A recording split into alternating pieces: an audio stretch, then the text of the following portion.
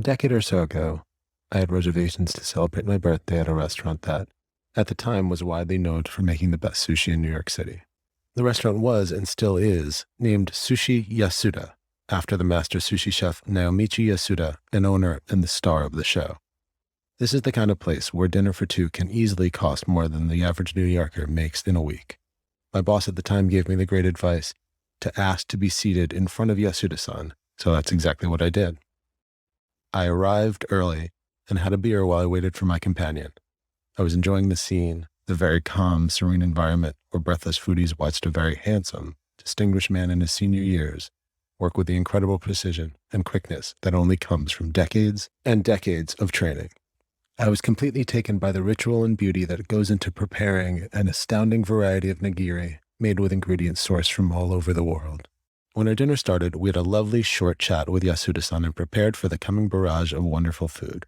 As the master was holding court, having fun and chatting with his adoring patrons, I overheard a phrase that was distinctly a wrestling allusion. I couldn't believe it. My excitement took hold, and I had to ask, "Yasuda-san, do you like pro wrestling?" My companion was embarrassed. Yasuda-san, however, was delighted. For the next hour, between flight after flight of exquisitely made delicacies, we talked about wrestling. He demonstrated giddy elbow drops and told me about his nightly ritual of drinking beer and watching old wrestling tapes to wind down after work. In his Japanese accented English, he would explain the incredible piece of fish he had just prepared for me. Pointing out the subtlest details of how he'd handled it, he'd ask me to focus on the variety of texture and flavor, and then he'd say, "Do you know Bam Bam Bigelow? Do you know Cactus Jack?" I had a fantastic night, utterly in awe of this man's artistry and his passionate love of food and wrestling. The rest of the crowd at the sushi bar was not nearly as excited. There was a good deal of disappointed harumphing as the heroic legend himself was preoccupied with what they deemed as low-brow conversation. I, of course, loved every minute of it. Yasuda-san has since left New York and moved back to Japan, opening a sushi bar under the same name. I hope to one day make it to the January 4th Tokyo Dome show. I'd love to go to Yasuda-san's new restaurant, buy him a beer, and talk about wrestling all night long. Well, I don't want this call to discourage every other person from calling, because this was like a professional storytelling phone call. And thank you so much, caller. Unbelievable.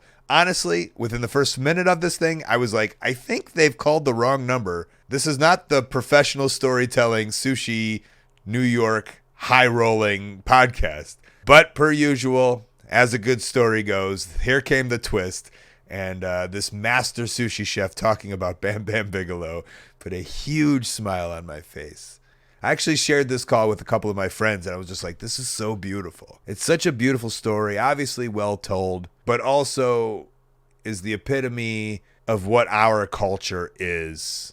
The secret handshake of professional wrestling. This story was like art. The sushi chef is like art. Wrestling is art. It's so wonderful. I really appreciated this call. And I, too, hope you can go to Japan and have another dinner with this guy. Bring up my name. Ask him if he liked 2006 01 Max era of Colt Cabana and Steve Corino tagging up as the P-Force men. Then and only then will you know that his Japanese wrestling knowledge runs deep. Hey, thanks for watching. That call was part of a whole podcast called Wrestling Anonymous. Listen to the whole thing weekly. Wherever you listen to your podcast, go subscribe. While you're at it, subscribe right here on YouTube to Colt Cabana's channel. Thank you.